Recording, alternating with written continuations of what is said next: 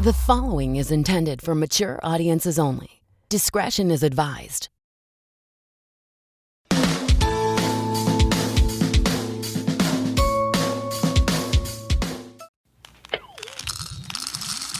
This is a Geek Bro podcast. What is up, besties? This is episode 69 of Childlike at Best with Mike Valdes, and I am still the second part of that title.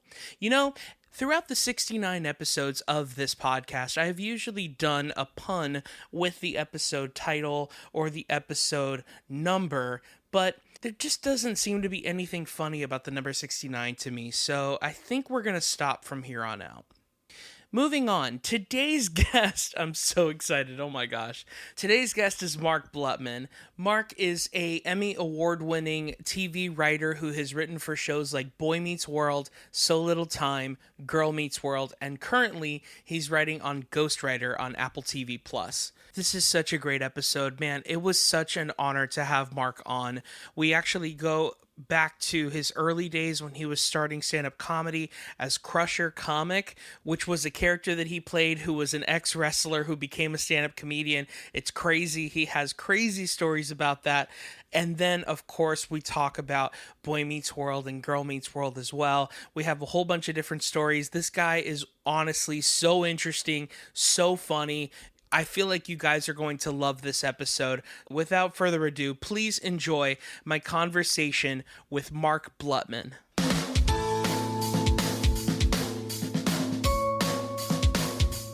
In fact, I was going to tell you, my very first script that I ever wrote to put in a packet was a Girl Meets World spec script. So, are you serious? Yeah. What was the story? Do you remember? Yes, I of course I remember it. They were basically doing like a Romeo and Juliet play.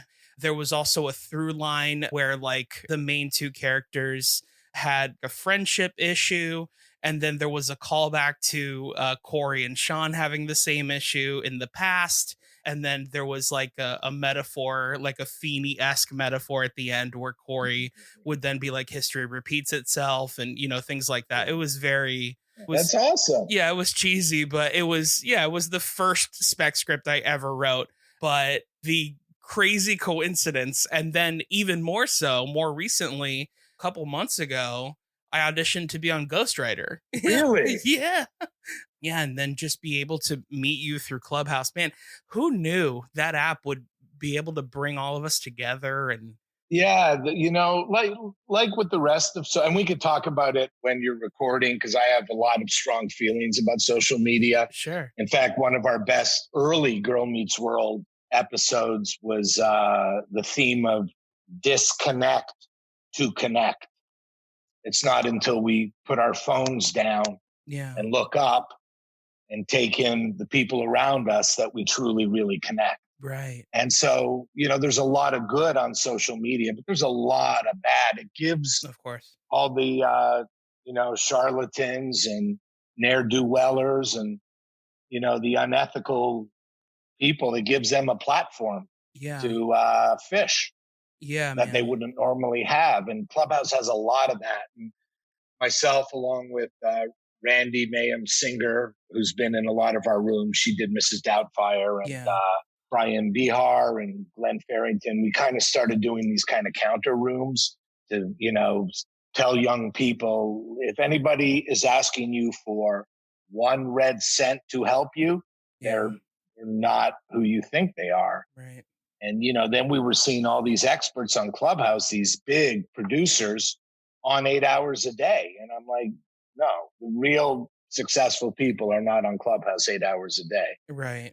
But the good is, you know, back when I did stand-up, my paths were probably because we were both headliners. I never met Scott Henry before. Right. I knew of him and stuff. So, but went into the lounge one night and hung out. And that's a room I love and I love supporting because I just think of all the rooms on Clubhouse, the energy is just so, you know, right on. It's just real and positive. Yeah, dude, what a blessing that room has been, just because it's just the opposite of what other comedy rooms have been, at least in my opinion. Right. And I've expressed it with Scott because I'm I'm actually like part of their banner now. Like I'm working on some Right. No, shows I with know them. that. Yeah. Absolutely. So, Yeah. so yeah, like I was talking with him about it and I was like, man, like, not to throw names out there, but there's certain rooms where like it kind of feels like they're either judging too quickly or sometimes I've even seen people steal material, and Sure. it's just like and to me it's like of course people are stealing material because all you see is a profile picture. Like none of these people Right. feel real, Yeah. and but And you're giving them a license too. I towards the beginning of when I started hanging out on there, somebody who I didn't know very well reached out to me and asked me to guest in their room, and they advertised in. There was a couple hundred people in there, and we talked a little bit. And all of a sudden, she said, "Okay, to the people in the clubhouse room, okay, here's your chance to pitch your idea to Mark." oh my god, And I went, "No, that's a no, nightmare. no, I don't No. want to hear anybody." So I'm liable. I'm legally liable. I'm going to get Yeah. sued because I have a similar idea, and you're going to come after me going on. April 3rd, I gave the idea, and Mark is doing a similar show. I'm like, no, dude, I've had that idea for you. So I just I pieced out. I'm like, I'm out. I can't be a part of a room like that. I don't blame you, man. That is not cool for somebody to do that. That's not Yeah, cool at well, all. Yeah, I that will. I Next can time it feel it. happens, I will say Mike Valdes is going to be all over you, so you better treat me well. Hell yeah, man. I would totally, dude, I would chew their ass out if they did that. It would make me so mad. I don't like ideas are all we have, man. Come Yeah. on. As I explained to people, that's our currency. Yeah. That is our ideas, especially when we're starting out. That's our currency. That's how we are able to function, to buy things, to move forward. That's it. That's our dollar. That's so true. I mean, we've been recording for a while. There it is. No, dude, I see it. I like rolling in. I like it to be a natural conversation. I don't like that whole like, well, we're starting now, let's adjust and be a character. Like we're just talking. But this is who you'll get anyway. Yeah, well that's guy. fair. I love that. With certain actors, you'll get different different stuff, yes. But yeah, so I kind of wanted to. Yeah. Oh, go ahead. What were you gonna say? I was just going to say I was one of them when I first started back in the day. I did. I was in movies and TV, and that's when you'd be interviewed and you'd be like, "Yeah, okay. Hey, how you doing? So, listen, it's so good to be here on the radio with you at 9 a.m. I'm always like this. I don't sleep. I wake up and go through the." Oh my god, easy. that's so funny. All those morning shows, dude. Oh my gosh, man. I've done a couple of those, never as a comedian. When I was playing music, like with my band and stuff, did a few. What'd you play? I play piano and I sing for the band live, but in the recording studio, I kind of do everything. I'm like the brainchild of it all. Nice. And so to any of us, who are in the creative space, we're not morning people, because we thrive at night. That's like when we play, we just played a show at 2 a.m., so like, we're like there with coffee and like we have to sing a horrible acoustic version of our song because it's 6 a.m., and they're just like, oh my gosh, we're so happy to have you or whatever. And I'm like, this isn't real. And it's, and it's so funny, Mike, because again, I've been doing this a long time, as you know. And when I did stand up and acting and even early days as a writer on my early shows that I did, literally we were at our best from, 7, 8 o'clock at night till 2 a.m. Yeah. Then years later on Girl Meets World, if we had a heavy duty rewrite, we would just call it quits at 7 p.m. and say, we'll see you at 6 a.m. the next morning. Mm-hmm. And the young writers would look at us like, what? Yeah. And we're like, that's when we're sharp. I mean, it is what it is, You get older and then you can't fight it anymore. Unless you're Mick Jagger. I'm sure he's still sharp. Yeah, Mick is probably on another level though. He's probably. Yeah, but for us, we just told the young writers, hey, we'll see you at 6, 7 a.m. and we'll knock it out. Yeah, And it's that's when we were at our best. I had something similar to that where like my very first sitcom that I ever worked on the second season, I was promoted to also be a punch-up writer for the script just because I was improvising and the writers were like, "Have you ever considered actually like trying to screenwrite before?" And I was like, "No, I've never even thought of it." And they're like, "Because you always have ideas for characters to say this and that and it's always a lot funnier, so like, Right. can you just think of something?" And it was like a Disney Channel-esque kind of kid show, and it was Right. music related, so I had a lot of music jokes in my arsenal, and I knew That's awesome. I knew the tone essentially. It's the tone I grew up loving, and so it's easy. You know this, I've told you, but Boy Meets World is my favorite show of all time. So like I know that Right. energy, and Yeah. so that was my first ever writing gig, and it was exactly like that, man. You would wake up at 6 and you would go into this writer's room to write jokes, and I just remember being in my 20s and I'm like, I won't feel funny for like another 6 hours. Yeah. Like Yeah. like it's just like I have no idea what in the world, like how to get us out of this. Mike's sitting there going, unless I hear the two words last call, Yeah. I don't kick in. Yeah. It's true, Oh, man.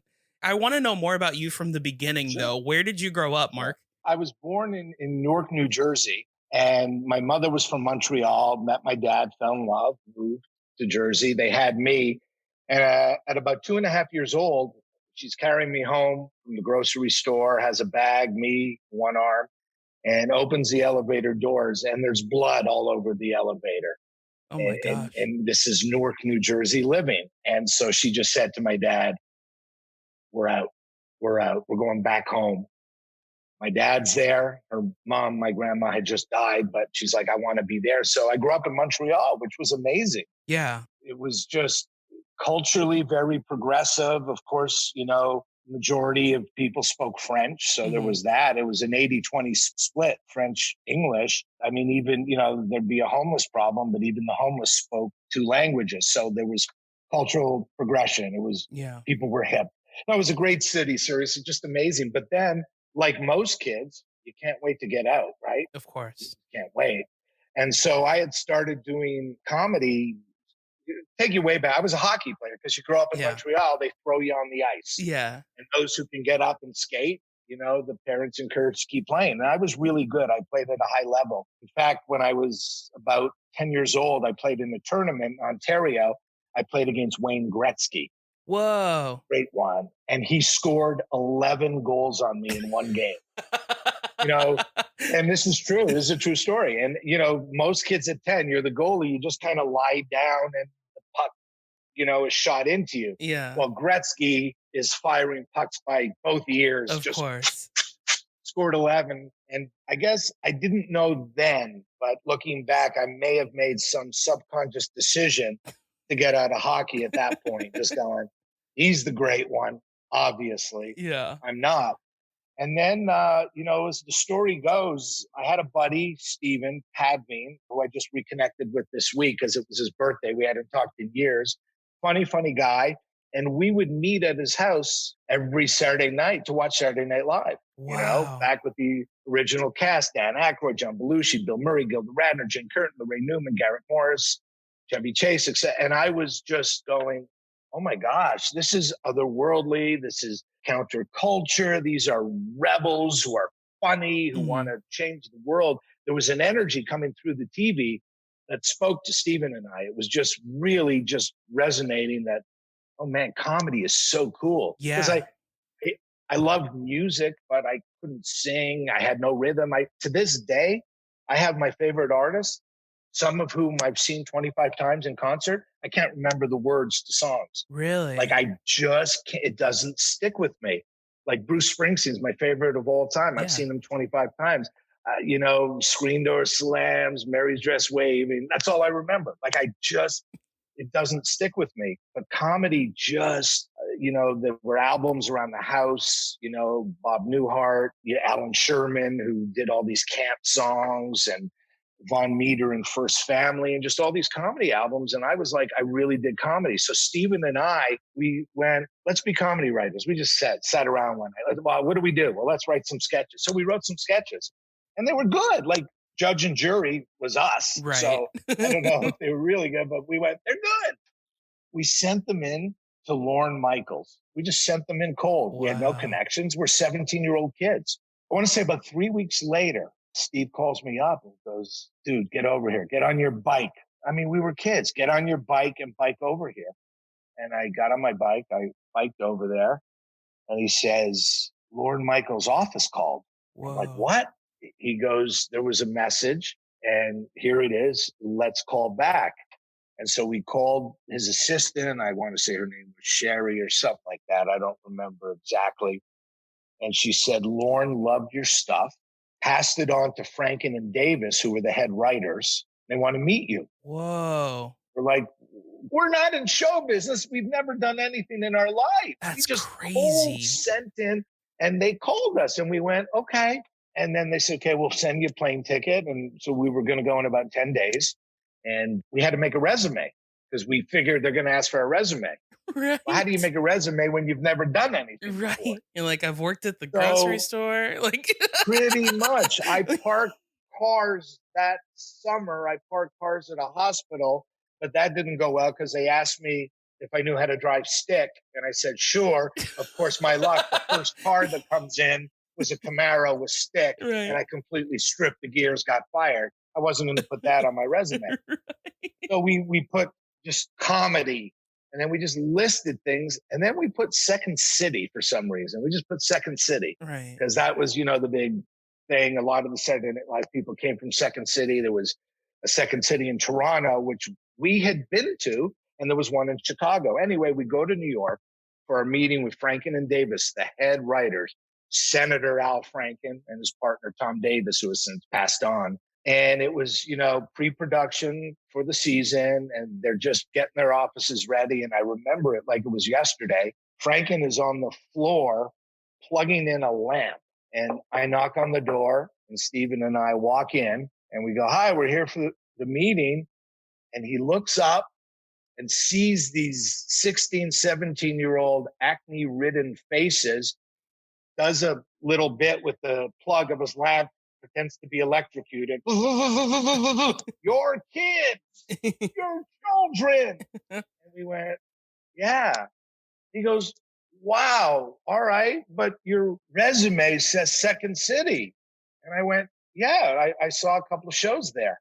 Oh, he goes, how do you feel? Like, you must feel real bad that you kind of scammed your way in here, right? And I went, do you feel bad that we were able to do it? Yeah. And he laughed and went, sit down, I like you. And we talked for about an hour. Dude, and he what said, is your life, Mark? This is awesome. And he's like, this is not going to work out. And I'm like, dude, I love the show. I love you guys. This is what I want to do. And I'll never forget this. And here we are 40 plus years later, and I'm telling the story. So beautiful. And that's what makes the real creatives amongst us so real, so authentic, and so beautiful, is when we can have these experiences and then tell them. And, I've been working on a book forever, and I just want to find the time to finish it. But this is part of it. Went back, and here's what happened. So went back to Montreal, and we had all these great sketches that we wrote that got us the interview. So we knew they were funny. And we said, well, they don't want us. Let's do our own Saturday Night Live. So we were at what's called in Canada, junior college is called CJEP. It's like you do 2 years of CJEP before you go to university. So we were in a school called Vanier. We go, let's do Vanier Live. And we went to student council. We said, we want to put on a live show. We're going to hire a cast from the student body, and it's going to be Saturday Night Live, but Vanier, we're going to call it Vanier Live. They gave us $3,000. Wow. They gave us $3,000 and an office. That's an nuts. Office. You are a junior college and you want to do well and have people dig you, have an office. Yeah. Hey, come chill at my office. Hey, bring your lunch to my office. Check with my assistant. I think 3:00 I'm in English, but after that, I'm wide open. So come on. that was our entire year. So all of a sudden, everybody wanted to audition.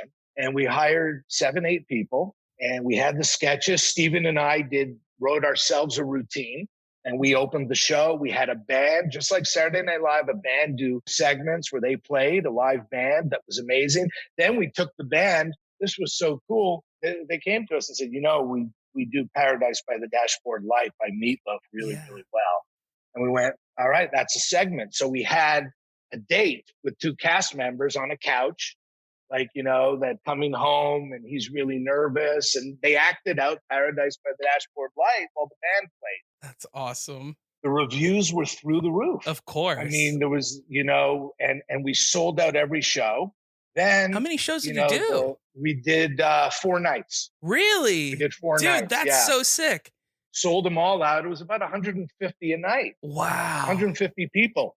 Then it got to the point where, and we had everybody, if you weren't in the cast, but you wanted to be a stagehand or a PA or whatever, everybody was like a big, and we had one of the PAs came up to us after the second night. We had 2 more shows, and he goes, dude, I can get you 50 more people in. I go, how? He goes, don't ask. He says, go take a walk, come back in an hour. And then we came back and they rearranged the whole auditorium. Wow. And they had all these new seats all over the place on levels. And we sold the tickets. After Christmas break, we did it again with completely new material. So cool. And one of the guys in the cast, he made it huge in Hollywood, not as an actor in the end, as a producer. His name's Arthur Smith. Nice. He has his own company called Arthur Smith Productions. He produces Gordon Ramsay Hell's Kitchen. Yeah. Is his show. He produces the Ninja Warrior show, those competitions. So he's had this incredible career, and we still see each other in LA all these years later and just laugh about how successful it was. That is so cool. So then just, destiny knocks, and destiny, I believe, rarely announces itself. Right. But when it does, looking away is pointless because it's already been written. And so all of a sudden, we're doing the second show, and now we see an ad in the Montreal Gazette that there's a comedy club opening up called Stitches, and they're looking for comedians. So we had our act from Vanier Live that we opened the show with. So me and Steve went, and Mike, it was so lame. Literally part of the act was we took the audience hostage. I was very influenced by Andy Kaufman. Right. Andy Kaufman was like just one of my heroes. Yeah. That's why I ended up doing the wrestling thing and all that. Yeah. But so we took the audience hostage. I held a loaf of bread, which I said, it's not any bread, it's poison bread. Right. And Steven had a giant green garbage bag filled with poison air. So we took the audience hostage. We did this whole thing and brought people up on stage and got it. And the club owner went, you guys are great. You're hired. Yeah. And listen, it was new, a new club in a city who never did comedy before. Everybody that auditioned, we all got hired. Yeah. But it was amazing. Mike, it was a small little club called Stitches. It was like a bar on each side with bar stools, about 20 bar stools running up and down on each side. A couple of high tops, and then the dance floor was the stage. But the audience had to walk across the stage if they had to go to the bathroom. Oh. The announcement was made at the beginning of the night, please go to the bathroom now, because the only way to get to the bathroom is across the stage. But of course, people are drinking and they just end up going. But so we performed there, and then, it took off because it was new, and it was Montreal, and just a great city, and some big acts came in from Toronto that were really good. Howie Mandel came in and did his thing. And Howie is one of my close friends now, and we've known each other for 40 years. Yeah. And he came in, Jim Carrey performed there, all these good acts from Toronto, because Toronto had Yuck Yucks Comedy Club, and Yuck Yucks had been going for years. So there were really established comics. And then we started bringing in acts from New York, Larry Miller, Rich Scheidner, acts like that. And I just was hooked. And then Montreal was growing as an entertainment scene, and I was getting a reputation. And so I got an agent, and then I started auditioning, and all of a sudden I'm an actor. I didn't know what I was doing, but I got cast in Meatballs 3 with Patrick Dempsey. Mm-hmm. He was a kid. He was about 17, 18. I was in my early 20s. I went to New York. I got cast on All My Children. I started getting all these parts. And all of a sudden, I'm like, all right, Gretzky pumping 11 by me. Happened for a reason. Right. And I just loved it. And then, as I said, to bring it to that thing I said earlier, but you can't wait to get out of your hometown. I couldn't wait to get out. And I just, I said to my parents, I'm moving to LA. I had a couple of friends there. Howie was already there. He did a show called Make Me Laugh, which was very big. And then he had as I moved there, he just got cast in St. Elsewhere, which was a huge, and the irony there is, so I'm hanging on the set of St. Elsewhere every day. Bill Daniels is playing the part of Dr. Mark Craig. So crazy. Not knowing years later, I would work with him as Meets World, Mr. Feeney. And so everything can just fall into place and be so beautiful. I had a lot of crazy things happen too, of course. I signed with a manager off a video he saw of me.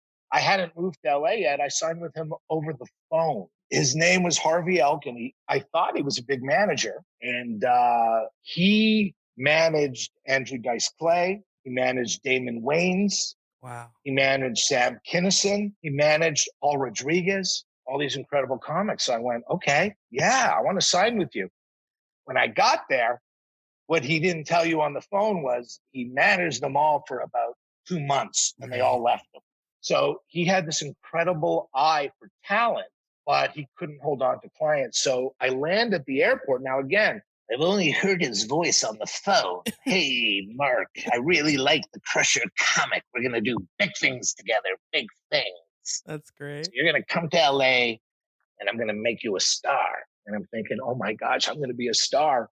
I land, and these 3 people come up to me. 2 are my age, and then Harvey is about 4'11", a big round face, a bad scraggly beard, and a scent.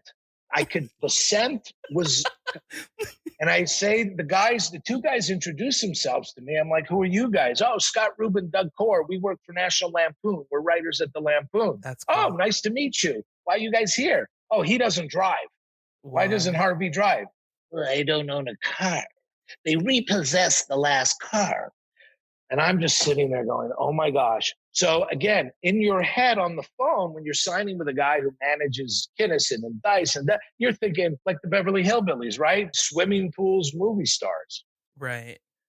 He takes me to the Valley. His apartment is a motel style 2-level apartment across from Warner Brothers. And I walk in, there's no furniture anywhere. There's no furniture. And he takes me to a bedroom, and there's just a mattress on the floor. He goes, oh, Crusher, this is for those of you who don't know, I used to do an act called Crusher Comedy. Yeah. And that was my stand-up thing. I was a wrestler. I wore a mask, and I used to airplane spin people and do all that stuff. Anyway, Crusher, this is your room. I go, there's nothing here. And it was this dirty mattress. And my first night in LA, I put on a hoodie. I do it up real tight. And I stay in my clothes. And I just curl up in the fetus position on the bed. And I'm like crying. And I finally fall asleep. And I don't know what time it is. And all of a sudden, smoke starts billowing into my room. And I'm like, great, my first night. And I get up out of bed. And I follow the smoke down the hall. And it's coming out of his bedroom under the door. And I bang on the door, and he can't hear, obviously. I'm thinking, oh, my gosh, smoke inhalation. He's probably dead, whatever. And I bang open the door, and I walk in. And he's sitting in his bed, sitting upright, bare-chested, a blanket up to his waist, with a hibachi barbecue grill on the carpet. He's grilling burgers at 2 a.m. Crusher, can I interest you in a burger? I'm like, dude. This guy is a character. Like, he's not even... He's not even real. Know the movie Broadway Danny Rose? Yeah. The Woody Allen flick? It's kind of like that. And I moved out in a week, got my own place, just borrowed money from my family, got out, left him after about 3 months when I found he never would let me come to the office. Never let me come to the office. And one day, I saw an envelope on the kitchen counter with an address. I followed the address and I went into the office looking for him, and he wasn't there. And sitting in a front office was this old man, had to be in his 70s or 80s, with Alzheimer's. And he would just sit at his desk, go, "Hi, how are you? Hi." And I went, "Oh, hi." He had gold records all over his office. So he was once successful. Yeah. And I said, where's Harvey? He goes, "Hi, how are you?" That's all he would say. I walked behind him, and Harvey had an office there. Harvey wasn't there. Harvey basically was just, he was like an office squatter. He found this guy that didn't have his bearings, and Harvey would just use an office there. Yeah. And I just said, this is not my jam. And so I quickly got out of that. Yeah. I mean, the second you said that, I was thinking he didn't have an office at all. And he was just like, Right. Yeah, his office was the hibachi grill or whatever. Yeah. So the early years in LA were amazing. I was hanging on sets during the day. Then we had a basketball game every day, Monday through Friday, at a church, Fountain and Vine, outside. All these writers, actors, and comics would play. And back then, guys like Jimmy Miller, Dennis Miller's brother, who has Gold Miller management company, and George Clooney would play, and all these comics and actors, and we'd play every day. Then I'd hang at the Comedy Store, do a set, go to Cantor's and hang out. But there was something missing for me, and I was on the road and not happy on the road. Yeah. And you did Crusher on the road? Yeah. So Crusher, the thing about wrestling was hot as heck. That was, the Hulkamania days. This was the 80s? This was the 80s. Yeah. Wrestling was it. I mean, it was huge. Was so hot. So the gimmick of Crusher Comic was, he was an ex-wrestler turned comedian. Right. And I'd come out literally to Eye of the Tiger, and I'd pick somebody up out of the audience, airplane spin him, throw him down, jump on the stool, come down with an elbow smash. And my act was, Scott Henry always yells at me when I call it a hack act. He goes, "It wasn't a hack act," and Jimmy Schubert's like, he was a doorman at the Comedy Show. He goes, "Crusher, nobody commanded an audience like you." Exactly. It wasn't a hack act. It was what you did. And so a lot of it was just just kind of off the cuff improv. I'd come out and scream at people, "What's your name? Where you from? What do you do for a living? Shut up. I don't want to hear it." As soon as they started talking.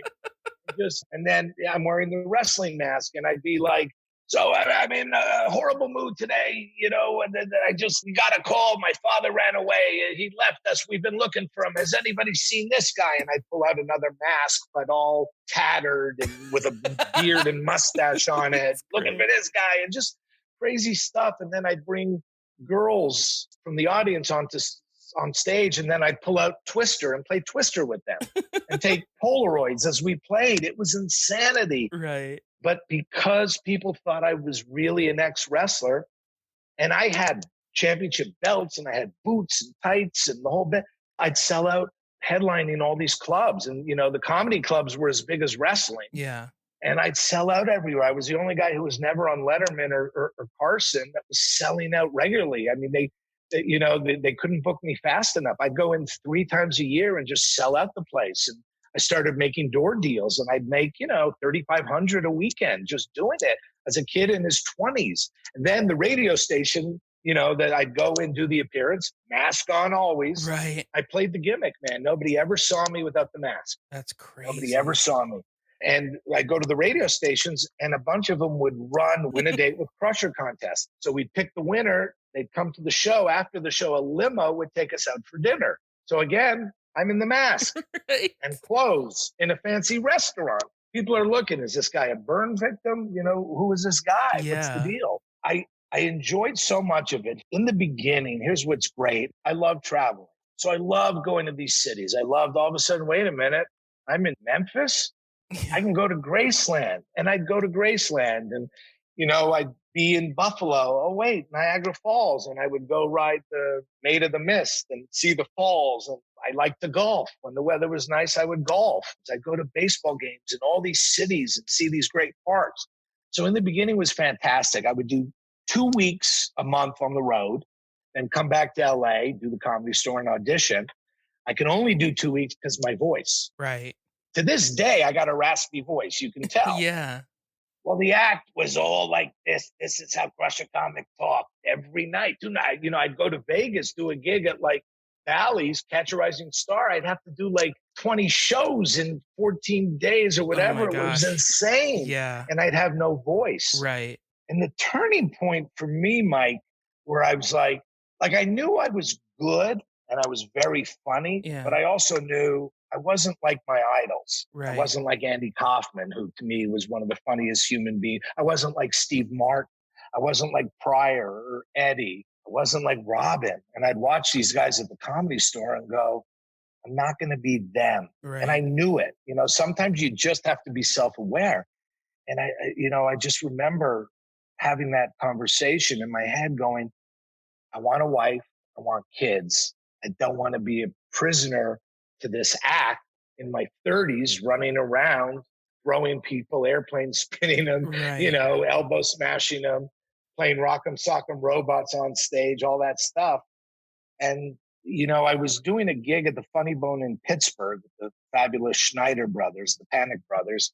And I had this bit at the end of my act where I would close the show where I basically say to the audience, a lot of people come up to me, they say, Crusher, talk to me about wrestling. Is it real? Is it fake? Is it a work? Is it a shoot? Tell us. And I'm like, look, it's whatever you think it is, but I'm here tonight to show you just how brutal it can be. And I need somebody from the audience. So I'd pick a guy that I think I can handle. The whole key to picking people from the audience when you do improv or magic, whatever, is you make that quick decision. Can I control them? Right. That's all you want. So there was one night where there was a snowstorm and there were maybe 15 people in the audience. So I didn't have as much to choose from. Right. And I called a guy up and the guy's up there and I said, all right, here's what we're going to do. And I'd get in his face and whisper, just go with it, blah, blah, blah. And then I would go off on him and then say something like, there's only one way to settle this. And then on a table behind me covered, I'd pull it out, pull off the cover. There'd be Rock'em Sock'em Robots. Yeah. Remember the game? Oh, The two robots. And then my robot had a mask on just like me. And we'd end up playing Rock'em Sock'em Robots. And it was rigged with a pump.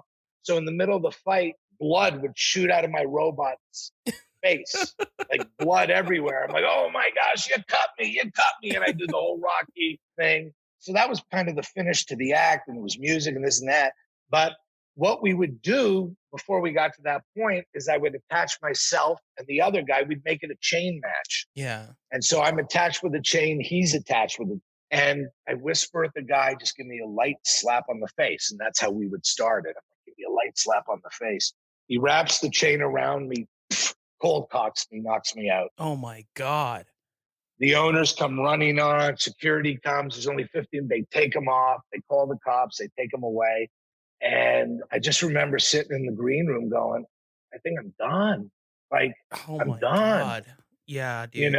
And a few months earlier at Bally's in Vegas, I got managed by Spotlight at the time. They were the personal appearance agency that repped all the comics. And Bob Williams, the agent, called me and goes, Crusher, I don't know what happened, but you're banned for life from Vegas. I'm like, what? Some guy sued Bally's because he claims he ripped his knee up during your show, and Bally's wrote him a check for $250,000. I go, nobody got hurt during my show. Doesn't matter. Bally's paid, and you're banned. So I knew that was it. And so I made the decision that I was going to be a writer. I had this wonderful imagination, and I was going to go into writing.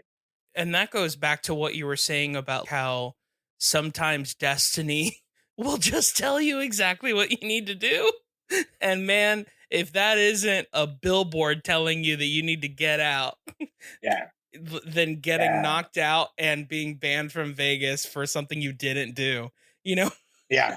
like, and like I said, I just, my mind so appreciated these greats, and the up and coming guys like Chris Rock and, Kinnison and Dice were getting huge then. Of course. Dice was selling out 3 nights in New York at Madison Square Garden. And then I would just watch Robin and Pryor and just go, I can't do that. Right. I could think it. I can't perform it. And then I just got really lucky. And I tell people this all the time, whether I'm doing a podcast like this with you, or I'm doing a room in Clubhouse, or speaking at a school, or whatever it is, because you get asked advice all the time. How people tell me this, people tell me that. How do I make it? Whatever, blah, blah, blah. There's no formula. Right. The only things I can tell people is it ain't on your clock. Don't put a date, a time, nothing. It's not your calendar when you make it. A few months ago, I was in a room and I said, there's a bunch of us up here on this panel. We're all sharing our stories of what happened and what our big break was. And there's about 150 people in the room.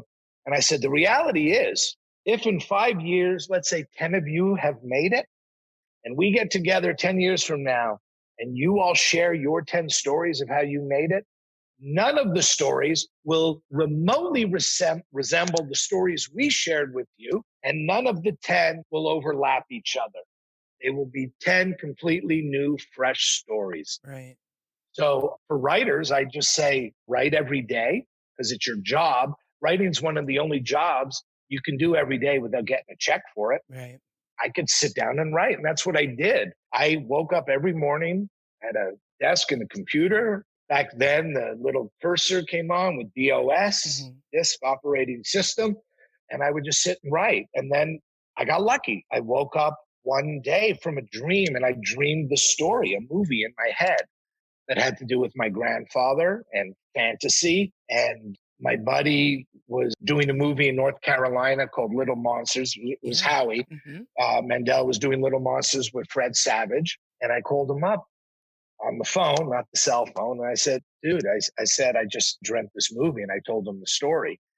And he goes, I'm going to call you back in about an hour. And he called me back in an hour with the two producers of his movie and said, this is my friend Mark. He's a writer now, and he has this amazing idea. And I pitched them the thing, and they go, we'd like to buy it, and we're going to auction, give you X amount of dollars to write it, and then we're going to shop it. We have a deal at 20th Century Fox. It'll go there first. I wrote the movie, and then 6 months later, a bunch of studios were bidding on it, and 20th Century Fox ended up with it. Wow. And that was the beginning. It was a movie that never got made that I am still trying to get back from the studio. Right. It's a great story. It's called 10 Wishes. What is the story? Please enlighten me. So 10 Wishes, basically, remember when you were a kid, you'd make wishes on your birthday, cake would come out, you'd make a wish, but wishes were generally something you hoped for a split second, but never really expected. Right. Well, the concept of 10 wishes is, wouldn't it be amazing if all the childhood wishes you made in your youth started to come true and wreck your life as an adult? Whoa. Great idea. So at the time, because this is a long time ago, I wrote it for a young Tom Hanks. So it opened up. He was basically this practical joker, this goofy guy, just enjoys life, loves, doesn't take anything seriously. His boss at work is always telling him, get your life together. You can be a partner one day. You have so much talent. You have such a gift. And his girlfriend's like, I love you, but I'm starting to fall out of what's happening with us? Like, maybe commit, maybe let's get married. We've been dating for 5 years. And so the movie opens, off the coast somewhere, this beautiful island, and they're scuba diving, the two characters. And the Tom Hanks character, and I say Tom Hanks just because we wrote it for him, but he motions his girl down and there's a sunken treasure chest at the bottom of like leaning against a reef, whatever. And there's a handle, and he motions turn the handle. Yeah. And she starts cranking the handle. The lid pops open, and balloons come out with a ring, a little diamond ring. So beautiful proposal. So he puts it on. Oh my gosh, she's in love. They're going to get married. Meanwhile, up top, there's a party boat. And there's these weird kind of gypsy-like characters, and they're partying and getting drunk. And off to the one side of the boat, in like a strapped-in car seat type thing, is a little toddler. And the toddler gets out and starts crawling. The boat hits a wave, and the baby goes overboard. Tom Hanks sees a splash, sees these little legs, races up, saves the baby. Then we cut to the boat. He hands the baby to this mysterious woman who says, I hope everything you ever wished for as a child comes true for you as an adult. Thank you for saving my baby. Yeah. Then it goes back to, I think we said it in St. Louis. It goes back to his life. his boss and him are walking, talking. And the boss is like, I'm glad you're committed to focusing on work. That presentation was amazing. You'll have your name on this wall in no time as a partner. And they open his office door, and it's filled floor to ceiling, wall to wall with M&Ms. So M&Ms just pour out and engulf the boss. And he's like, really? This is how you get your shit together? Yeah. This? You're still playing I didn't do this. I have nothing to do with this. This isn't me. I didn't do this. And so he's trying to figure out what's going on. He goes home that night. There's a vintage fire truck parked in his driveway. It's like, what the hell is this doing here? Like a 1960-something fire truck. Like, what? The next night, he has to take a client to a baseball game that he's, trying to make a deal with. And he disappears. Tom Hanks' character disappears. And he ends up on the field making the game-winning catch, like just snagging. Yeah. Meanwhile, the next night, he's meeting the father-in-law to officially ask for his blessing. And in the middle of this, all of a sudden, this really hot chick in like a halter top and go-go boots shows up and says, hey, Chaz, feel me up. Feel me up. You know you want to. Go ahead. I'm all yours. Feel me up. So all these things are just freaking him out. He has no idea. Meanwhile, that night, knock at his door. And he opens the door, and standing there is his grandfather, who died when he was like 12 years old. Wow. And his grandfather meant the world to him. They were like best friends. And now he realizes what's going on. Oh my gosh, you're dead. If you're not dead, I remember I wished you. I wished on my birthday. Oh my gosh, the fire truck. These are all my wishes. All my wishes are happening. And so more wishes continue to happen. He ends up with the power to fly. That was a wish. He can now fly. Now all of a sudden he can't go to sleep because one of his wishes, I wish I didn't have to go to sleep.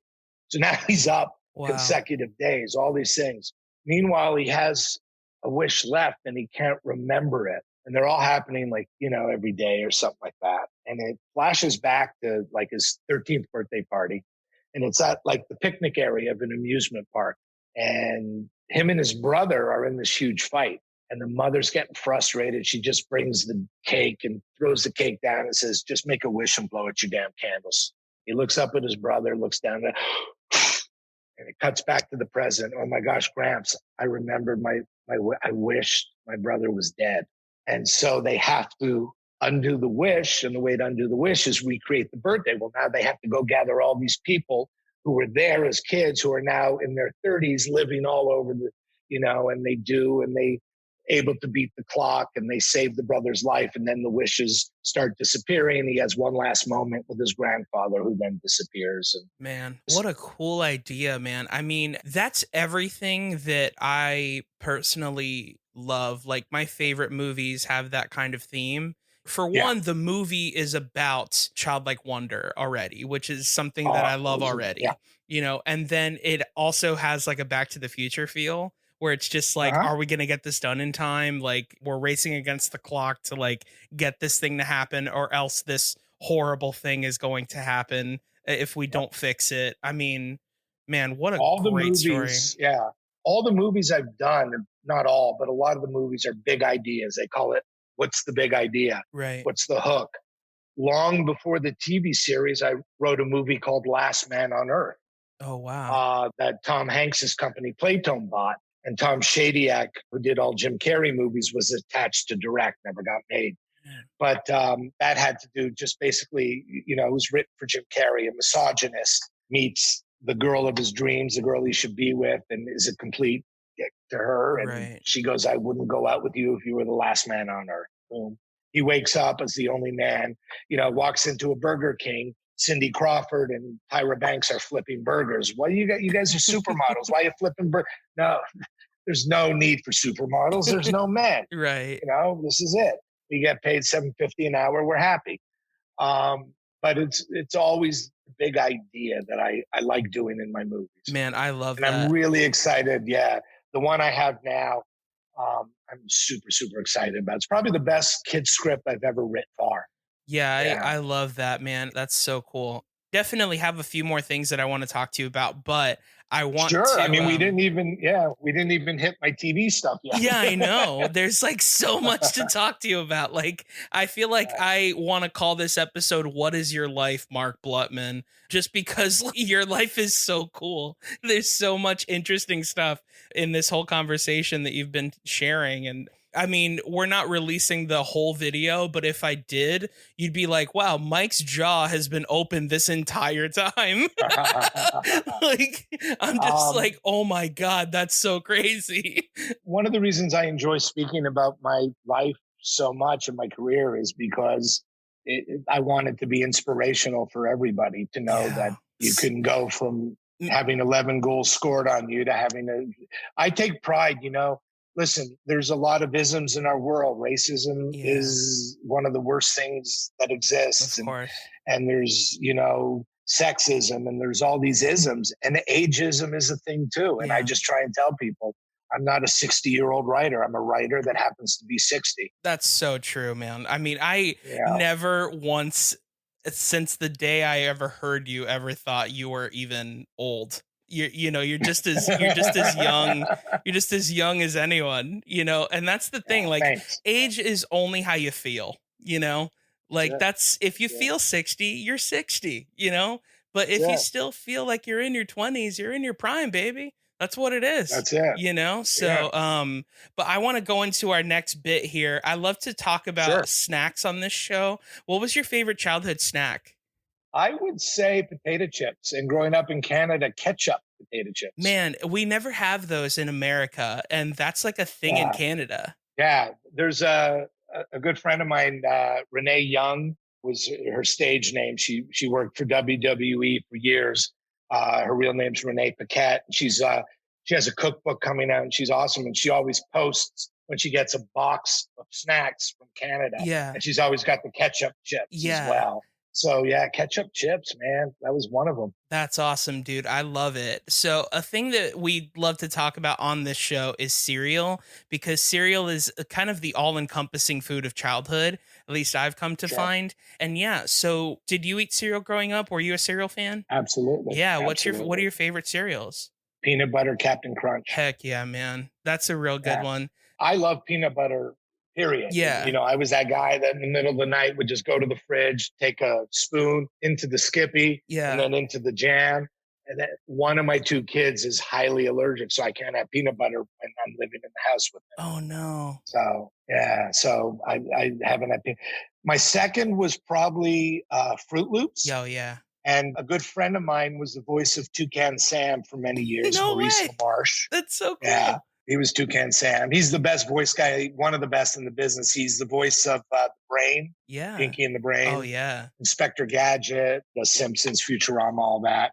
So that would be 2, 3 Frosted Flakes. And then as I got older, I think Raisin Bran snuck in there, man. Sure. Yeah. When you're sitting there going, all right, let's cut the sugar a little bit. Let's be mature. I still want to eat cereal. But here's the thing. I stopped cold because I don't like milk. Yeah, man. Same. I haven't had cereal in a long time. Same, man. I'll do ice cream. I just don't like milk. Yeah. Count Chocula, the milk would turn chocolate very quick. Yeah. Which is delicious. So I was okay with that. It's delicious. For Frankenberry, it would turn strawberry. Yeah.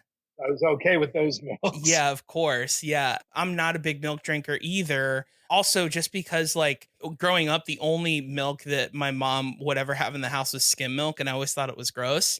I love cereal. It's my favorite snack, but I eat it as a dry snack. I don't even have it for breakfast. I just like it as a dry snack. What's your go-to as a dry snack? So, I mean, I love Cinnamon Toast Crunch. I love the Monster cereals when they're out. Count Chocula, anything like that. Yeah. I mean, anything, man. I mean, I also love those limited edition kind of cereals, Like just recently, they just came out with one called Honey Clover Lucky Charms, and it's essentially the grain is now like Honey Nut Cheerios with marshmallows in it. Yeah, it's pretty delicious. Yeah. Honey Nut Cheerios is a good cereal too. Of course, man. That's a top 10 or easy top 10. Yeah, agreed. But every episode of this podcast, I like to review a box of cereal with my guest. And usually I like to get a cereal that has something to do with my guest in some way, shape, or form. So I spoke with my sponsors over at General Mills.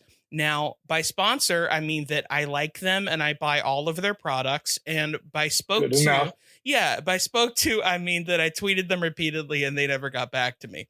So the cereal that I chose for you is General Mills Boo Berry cereal. Now, why did you choose that for me? I chose this for you for so many reasons. For one, because you're a writer on Ghostwriter, which is amazing. So I feel if anybody's able to talk to the dead, it would be Mark Blutman. So, oh boy, yeah.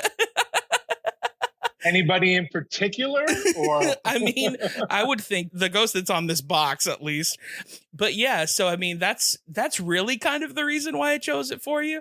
And also, the mouth. Yeah. The mouth. I love open, it. Huge, which is me. I love his grin. Talking, so, I love his grin, man. It's so cool. And the bow tie, like, he seems really wacky, you know, like he's got some wacky ideas, but also like he's kind of screwed up because he's a ghost, you know, like he's got a past. It looks like the type of cereal that Jim Carrey's character in the movie The Mask might enjoy. It's got that kind of The Mask look. Yes, you're absolutely correct. Yes, that is very true. So do I have to go out tonight? No, to the grocery store, buy some, eat it, and then, no, actually reconnect and tell you about my experience? I'm so glad that you're asking. So because we're Zoom conferencing, it is kind of impossible for us to review this cereal. Also, it's pretty impossible because this cereal is just a box that I've had for a year.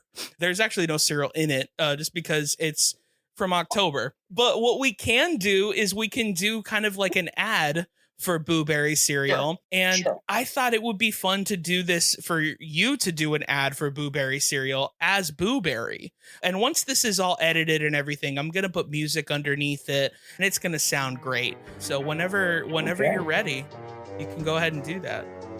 How you doing? I'm Boo Berry. You scared yet? Don't be scared. Sit down, pour yourself a bowl. I will have a bowl with you because I'm everywhere, because I'm a ghost, and we will enjoy the great taste of Boo Berry cereal together. I love it, dude. This is great. I have no idea what I just did. You know what? It is great because I love how you took that voice because he looks like a whimsical character. So you gave it a whimsical voice as opposed to like a scary voice or whatever. I love that decision that you made. This episode of Childlike at Best with Mike Valdes is brought to you by the Crunch Cup. Save time in the morning by taking your cereal on the go. Simply add cereal to the inner cup, milk into the outer cup, screw on the lid, and you're ready to crunch. Eat cereal in the car, at your desk, or anywhere else you want. Go to thecrunchcup.com to purchase what I think is a genius invention and use the discount code MikeValdes10. That's Mike, M-I-K-E, Valdes, V-A-L-D-E-S, the number 10, to save 10% off of your order. You can also sign up for their monthly giveaway to win a year's supply of cereal. So what are you waiting for? Go to thecrunchcup.com and use promo code MikeValdes10 to save 10% off of your order. The Crunch Cup, it's better than spooning. Speaking of voices, you do a great Elmo, correct? Yeah, I do. Yeah. Now you're embarrassing me, but yeah. No. Yeah. Because I have a story that Elmo may want to take part in. Have you ever heard, I ran a show called So Little Time. Oh, yeah. With Mary-Kate and Ashley Olsen. Yeah, you're talking to a big Full House fan. My 5-minute closer is a bit about Full House. So I know about the Olsen twins. So they had a show called So Little Time, and they came to me after season 1, and their manager brought me in and said, we want to, the girls are turning 16. We want to adult them up. We want to age up the show, and we're interested in you running the show. And I, said, okay, but my goal is I need to challenge them. They've never been challenged as actors before. I want to give them, the kind of stuff that I'd give Corey and Topanga. Yeah. I want to give them nice, meaty scenes. And I sat down with the girls. I said, look, you guys have been your whole life, the cutesy, smiley girls, your movies, all that.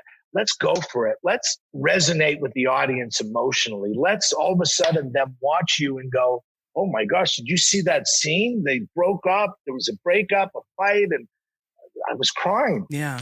And after working with them for a little bit, they were excited.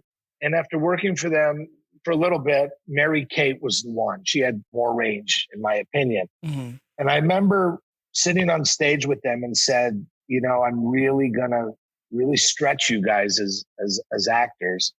And if you guys trust me, and if you ever get stuck and get scared and get confused and aren't quite sure how to, I'm on set. And if I'm not on set, call me and I'll work with you. Yeah. I said, my goal is to give you the kind of material that are going to turn heads, get you guys noticed, and you will be nominated for an Emmy.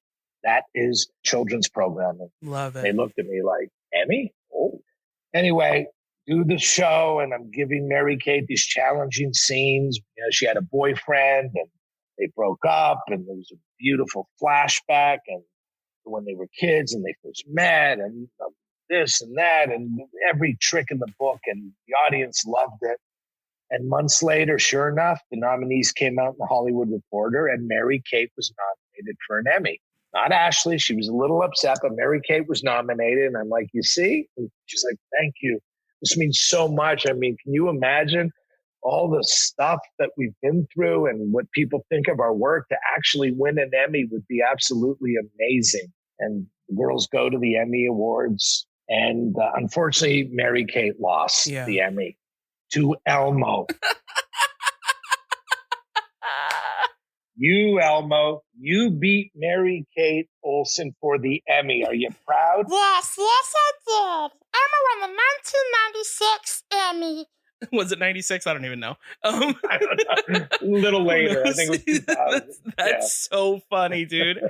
That is hilarious. Can you imagine you're sitting there? You know how they always go to the losers, like for a reaction when you don't win? Yeah. And the Emmy and Best Performance in Children's Programming goes to Elmo. And there's Mary Kate. A red sock. Yeah. That's so funny, dude. Oh my God. That's so what I'm gathering from this story that I love, but also I want to talk to you about is, you know, for the listener that may not know, you wrote on Boy Meets World and Girl Meets World and all that stuff. And you're saying that, you know, you wrote a lot of things that would get people very emotional, would get the audience, you know, to be like, wow, that was some really great acting. So that tells me that when I watch Boy Meets World and I cry like a bitch, it is all your fault. So yeah, a lot of it is. I will say this. So Michael Jacobs, who created Boy Meets World, he taught me early on in my career, he said, anybody can be funny. Anybody can make an audience laugh. If you make an audience feel, they will come back again and again and again. And they may not know why. It's way deep down in their subconscious. But if you're making them feel, they want to tune in every week. And so, you know, this movie that I told you I just wrote, you know, that we're going out with child wonderment, wish fulfillment, all that stuff, you know, somebody read it and said there were so many poignant moments. And that's what I wanted to hear. Yeah. Make somebody feel, they will love it. It's so true, man. I mean, and looking back at like, you know, at Boy Meets World and things like that, it's just like, it's one of the reasons why that show still holds the test of time and probably will always hold the test of time. Yeah. Because thank you for, yeah, those stories, man. I mean, and that's also the thing, you know, no shade on any reboots or anything, but like, and I'm also not blowing smoke to you.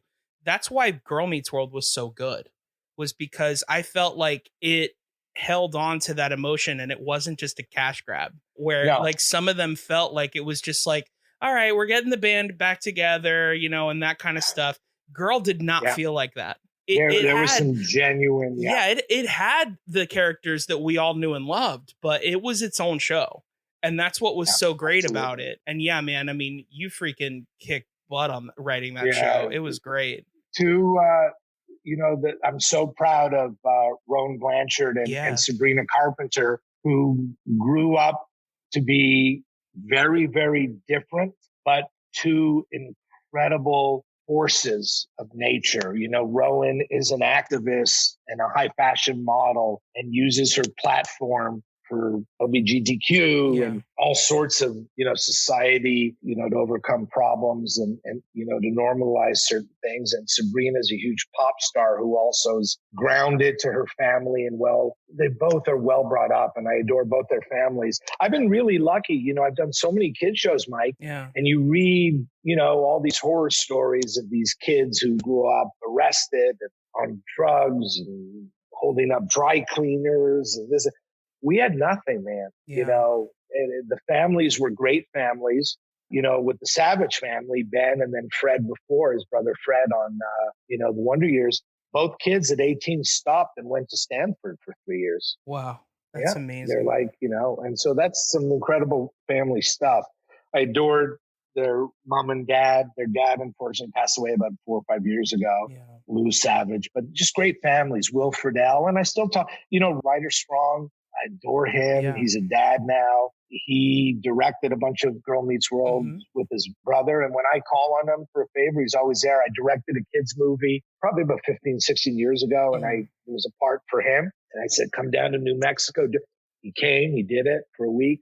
Danielle Fishel, the same thing. I had a short film I wrote and directed for a company called OBB Pictures. Marlon Wayans was in it. It was really cool. And I said, Danielle, can you come down? Play a kid? She said, of course.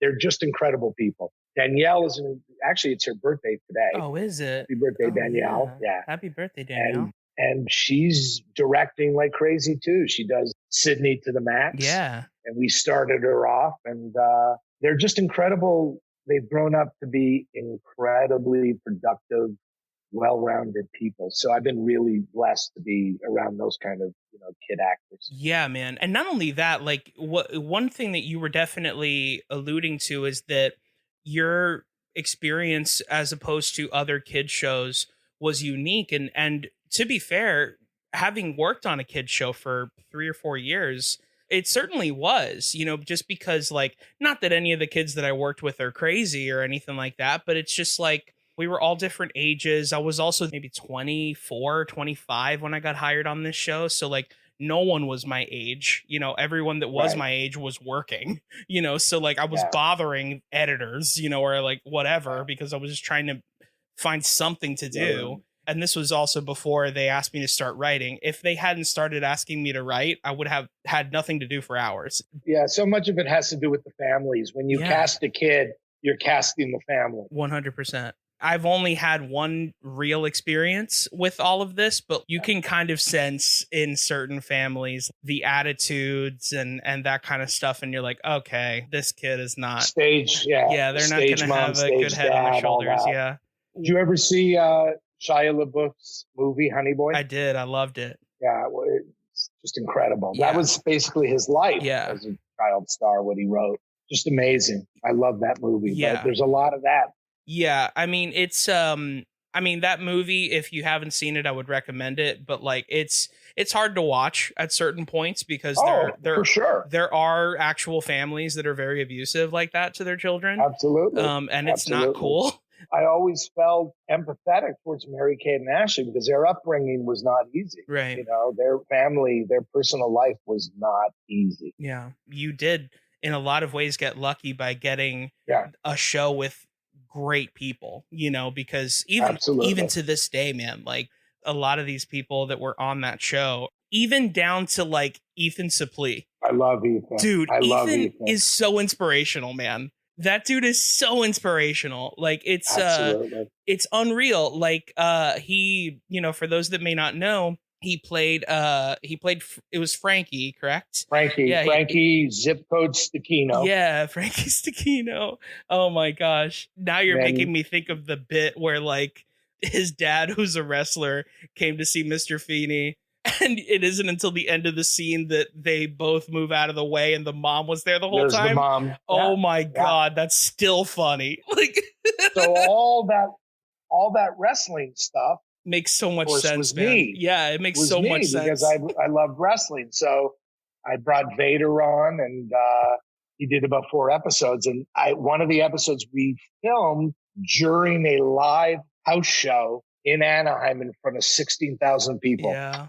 That was very difficult because the wrestling audience knew what was going on. They knew Corey and Sean, but they also knew, they're live. Yeah. And so Monday morning, the editor says, Blutman, get down here.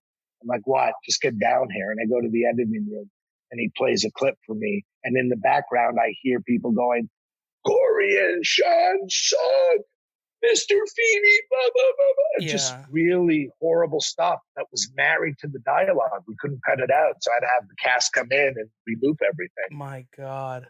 Wow. So it was a challenge, but I don't regret it. There's no other sitcom that can boast shooting their episode in front of 16 or 18,000 people during a live wrestling show. I love it. Pretty cool. Oh my God, man. That's so good. I mean, and also this is another question that I was just curious about.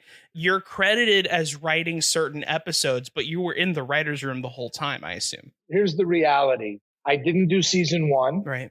And I wasn't a huge fan of the show in season 1. I love Bill Daniels. I thought it was a little too cutesy, a little too straight down the middle. Right. And then they brought me, and I had a partner back in for a meeting on season 2, and they said they wanted to age the show up. Yeah. So we skipped 2 grades. We basically put Corey and Sean in middle school and introduced Frankie, Joey, and Harley. And it had more of a Happy Days vibe for me, and I loved it. And that first year on the show, I was credited with 5 out of 24 episodes, which is a lot. My first year, I wrote 5 of them. Those green residuals still come. That's awesome. And the next year, 5. And we moved up very quick. And then I was running. Michael Jacobs went on to do other shows that he created. And we were running the show in those middle years, which I actually, not patting myself on the back, I feel were the best years of the show. I feel those high school years were genuine fun combined with heart, coming of age, everything. And I loved those 3.5 years. Then around season 6, Warner Brothers came after me to, there was a new show they were doing. So Tom Selleck was coming off of Friends. Mm-hmm. Tom Selleck played Monica's older boyfriend on Friends. Mm-hmm. And Les Moonves, the CBS president, wasn't smart enough to realize the cast of 6 incredibly talented people carried Selleck. Right. Selleck was no comedy star. Right. But they offered him this huge deal. And in my head, I thought, this will be good for me to write an adult show. Plus, Ed Asner was in the cast, who I love. David Krumholtz, Susie Nakamura, Penelope Ann Miller. Guest stars like Bernadette Peters and et cetera, et cetera. So we left and went to do that show. So I left the last year of Boy Meets World. I try not to have regrets, but it wasn't the greatest experience, doing the Selleck show for a year. Sure. He just was not comfortable doing comedy, and it was very challenging. But in answer to your question, so I was probably involved in about 100 of the Boy Meets Worlds. Yeah. And then all 75 of the Girl Meets Worlds. That's 175 episodes of TV right there, just from those 2 shows. That's incredible, man. I mean, incredible. I would say, yeah. It's so funny how when you were talking about through your trajectory of being on Boy Meets World, how I could tell what it is that you wrote. Because I get that all the time. Yeah. I get that from people online all the time. Yeah. Like I can completely tell what you wrote on that show. Like, and all of I love the show as a whole, of course, but if I have to say what my least favorite are, one is campy fun, but it also, is not Boy Meets World. It becomes Boy Meets World in season 2. At least in my opinion, that's the show that I love is season 2. Right from that first day of school. Exactly. Where those 2 kids in their underwear open the door, high school, going to be the best year. And then the Corey and Sean knock the doors, high school, going to be the best. And that first episode where we introduce Mr. Turner and it's, Homer's The Odyssey. And it's just Corey's challenge to just make it home safely. Yeah. I love that first day. And you wrote one of my favorite episodes of Boy Meets World, which is the happiest show on earth. I love it. So that was wild. Do you have stories about that? Well, just personal stories I'll always remember in that. So it's the happiest place on earth. Yeah. The day before I get on the plane to go do the show, my wife, who wasn't my wife then, we were dating, very close to getting engaged, she breaks up with me. Oh, no. So I'm going to the happiest place on earth to shoot a TV show, going through this breakup, and the scripts were already written, and the girl who was chasing Corey to try and break up him and Topanga, I named my ex-wife, Kristen Hoffman. Right. So that character of that girl is Kristen Hoffman. And we're good friends now, and she's the mother of the boys, and she's awesome. But so the name in that episode was my ex-wife's name. And the girl, if I remember, the girl from Home Improvement was in it. She was the dolphin tamer. Yeah. Wrangler tamer, whatever. I love that episode. The last shot in front of the fountains when they make up and kiss was glorious. Yeah, it was the best, dude. And in fact, I have a memory from when I was a kid being at Disney World and watching them shoot that scene. Like, just like as you were there? I was there, just like as a patron at Disney World. I understand. So our paths crossed. How weird is that, right? That's amazing. I'm telling you, dude, it's so weird. We started with me telling you how I wrote a Girl Meets World spec script. I auditioned for Ghostwriter, like all this stuff. It's like our paths have been crossing this whole time. Yeah, it's so wild. Cool. That's wild. Yeah. So that episode, other favorites of mine were What I Meant to Say was the one where Corey blurted out, "I love you," and then tried to take it back. And then he climbs out Topanga's window, and just, you see the jean jacket just fly through the room into her lap. That was all me. Yeah. I love that kind of stuff. I love the flash forward to when they're old. Oh yeah, of course. Corey, what? They want you to take the roles. What? Fish. Miss Locklear. And they dreamed it because Corey couldn't break up. The episode was called "Breaking Up is Really, Really, Really, Really, Really Hard to Do." Yeah. And that girl, Wendy Jansen, the character's name was, wouldn't let Corey break up. Yeah. I remember she came downstairs in the kitchen wearing Amy's wedding dress. That's great. It was crazy. But those episodes, the one where Corey and Sean, I love this one. They turned Feeney's house into a bed and breakfast. Oh yes, dude. Oh my God, that's such a good episode. Drake and Josh ripped that off years. 100%. Yeah, it's I feel like it has definitely been done a couple of times since then on kids television. Yeah, absolutely, but nobody had done it then. Yeah, of course. And that's also the cool thing. Like, was it fun for you to write for Bill Daniels? Because like I feel like he was like the heart, man. He was the heart of that show. Like everything that man said was gospel. He's one of the greatest actors of all time. Yeah. He's in The Graduate, which is one of the greatest coming of age movies ever. Dustin Hoffman and, St. Elsewhere and The Voice of Kit. He was on Broadway, and he's just, to write for him, he can also take a flat line and just make it so much better than you gave it every right to have. Right. He can save you with just a little lilt in his voice. Yeah, man. I mean, that is the perfect way to describe it, because even to this day, man, like his last words on Boy Meets World make me cry. Dream, try, do good. Yeah. Don't you mean do well? No, I mean do good. And it's just like, oh my God, dude. Yeah. Oh, so good. Like, it gives me chills thinking about it right now. That guy is too good at his job. What a guy, man. I mean, it's also so cool that you're still friends with all these people. Just as a Boy Meets World fan, it's just cool to know that like it's still like a close knit family. I love that. There's definitely, and there's writers, one of my closest friends is Jeff Manel, who was on Boy and Girl, and Matt Nelson. We were kind of, along with Michael Jacobs, we were the four that did Girl, as well. It was funny. In the beginning, Disney doesn't know us, our process, or anything. And I remember one of the execs at Disney, who's no longer there, and said to Michael Jacobs, "Well, I want the rest of the staff to all be young girls so they can understand how to write these girl characters, and they'll be the voice of Topanga." And Michael looked and said, "Dude, who do you think has been writing Topanga all these years? Right. It's us four. Yeah. Real writers can write women. They can write men. They can write boys, adults, whatever.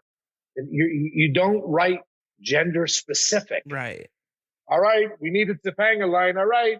Please, all the ladies in the room, pitch your best Topangas. That's not how writing works. But this is a grown-up executive. Goodness gracious. You know, that's crazy. We need to bring in a sophisticated erudite to write Mr. Feeney's lines, or can Blutman try? Right. I mean, like nobody understands, you know, writers. This is a true story. There's a movie, one of my favorite movies of all time from the 30s, I want to say. No, I didn't see it in a theater in the 30s. I never once thought that, Mark.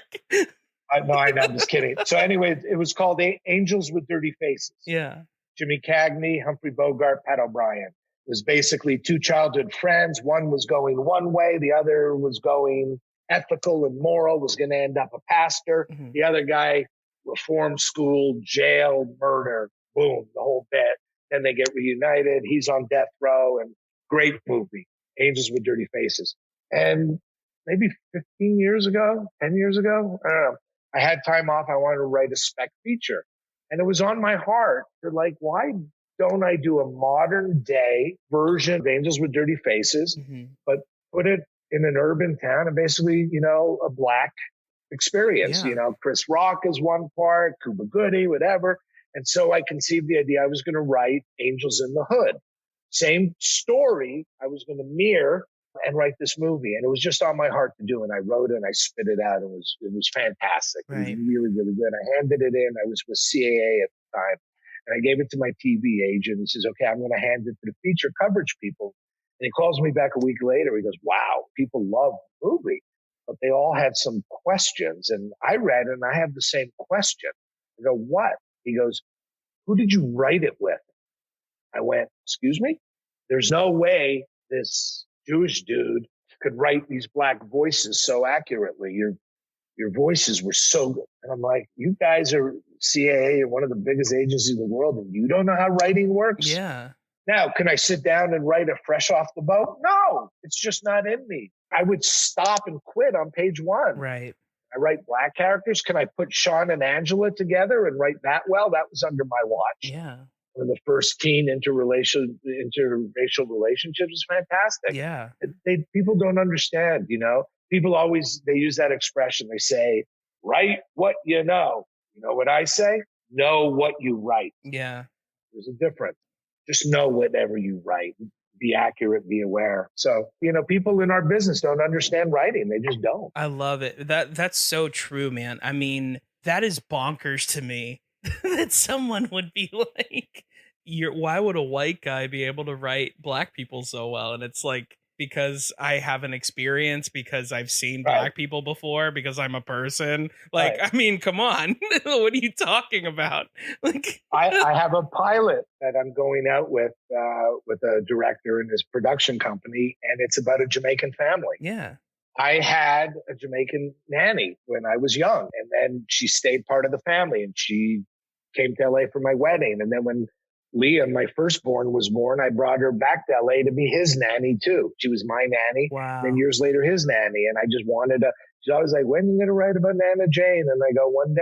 And everything came together and I have a show. So am I supposed to not write about a Jamaican family because I'm not Jamaican? No, as long as I'm smart about it and authentic. And I'm bringing on a young female Jamaican writer to write the pilot with me. Yeah. Yeah. I feel the same way about acting, where it's just like, it's not that you can't play whatever it is. It's just that you need to be able to play it respectfully. That's exactly. all. You know, at the end of the day, we're acting. Like, that's the whole point. Yeah, absolutely. So as long as you're playing the character with respect and you're giving everything you can for that character to shine in that specific community for whatever reason, then you're doing your job. That's what it's supposed to be. Now we're kind of in this weird world, you know? And some of it I get. Yeah. Some I get, but some, you know, I struggle with a little bit. Yeah. But I think it's what you said. It's respect. It's intent. Yeah, it's all about intention, man. I mean, I learned a really great lesson about intention when I was cast to be in a music video for Imagine Dragons. And Oh, wow. and so in the video I'm supposed to be playing like Dance Dance Revolution in an arcade. Right. So before the shoot, I was bigger at the time, and I was just like, well, I mean, they just want a fat guy to dance because they just think that that's funny or whatever. And so Right. I was like really kind of like emotional the whole time, and I wasn't super reserved. I wasn't talking to anybody because I felt like that was the vibe. And I got on set, and it was almost like God or whatever just knew what was happening in my mind, and the monitor was facing toward me so that I could see myself the whole time as I was doing what they were asking me to do. And I learned that the intent, and they even told me, they're like, oh my God, you're doing so well and all this stuff. Everybody in the crew, I mean, the band, everybody, they're like, dude, you are kicking ass today, man. Like, you are doing amazing. Like, this is great, whatever. And that's the day that I realized what intention was. I was like, if a kid goes into the comment section on a YouTube video and says, this guy's fat, ha ha ha, that's on them. That wasn't the reason why they hired me. The reason why they hired me was because they wanted someone to do an awesome thing, and that's what they got. You know what I mean? Yeah. And you say the comment section, this and that, and so much of where we go wrong, and we talked about it a little at the beginning. I don't remember if we were recording or not, but that's, part of the curse of social media is it gives people the platform to be negative, which is the easiest thing in the world to do. Yeah. And to say, look at that, ha, ha, ha, and that's wrong. To this day, my kids, support and laugh about it. Every few months, I get attacked for one of my Girl Meets World episodes. My oldest is Aspie, on the spectrum, borderline. Yeah. And so I wrote that episode about Asperger. Mm-hmm. And this group of young people, every so often, they just gang up and they call me out, and it wasn't authentic, and I'm an ableist, and how dare I? Now, they don't know that everything I wrote, I either experienced with my own child, or we had 3 experts in the field of autism that had to approve everything. Wow. You may not like the choice we made. You may not like, and the friends weren't supportive.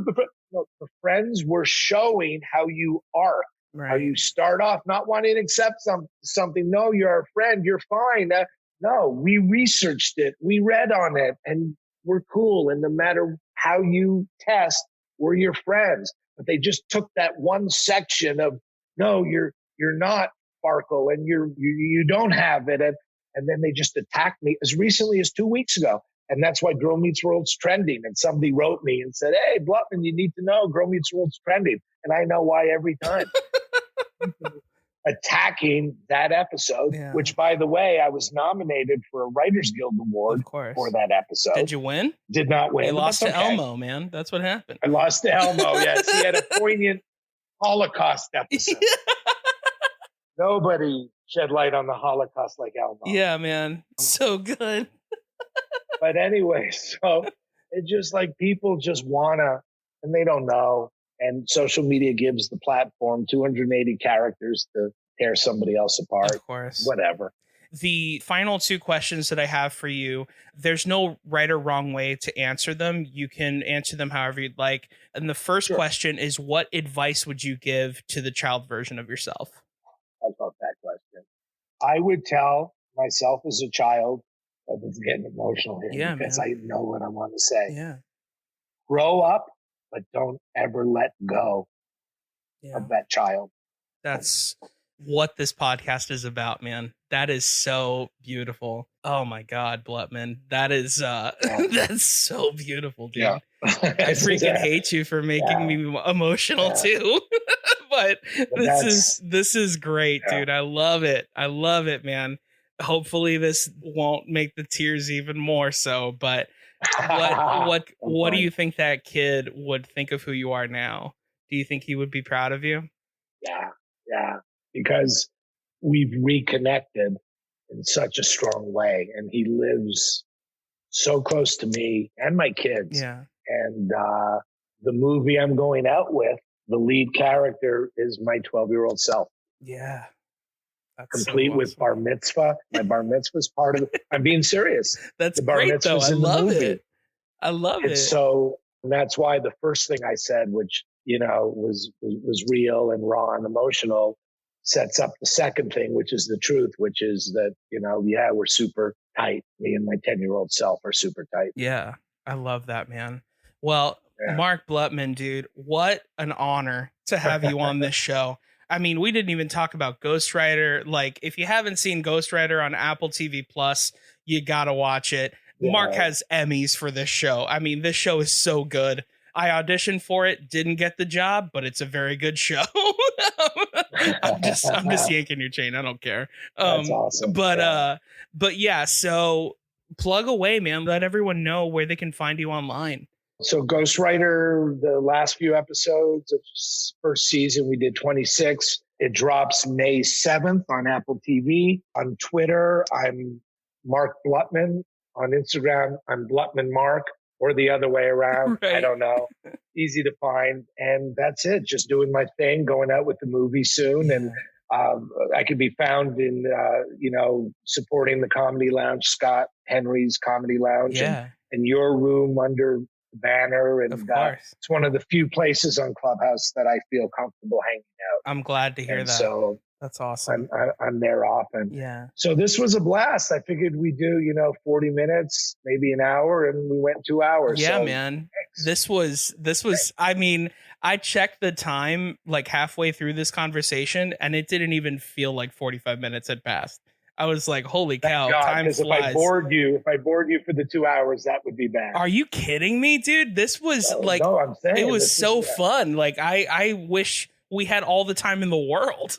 This was great. But yeah, man, real quick for me, you can find me on Instagram at Mike Valdes, on Twitter at I am Mike Valdes. You can go to whoismikevaldes.com to find out the answer to that question. And that is it, ladies and gentlemen. Thank you so much for listening. Don't lose your sense of childlike wonder. Bye, besties.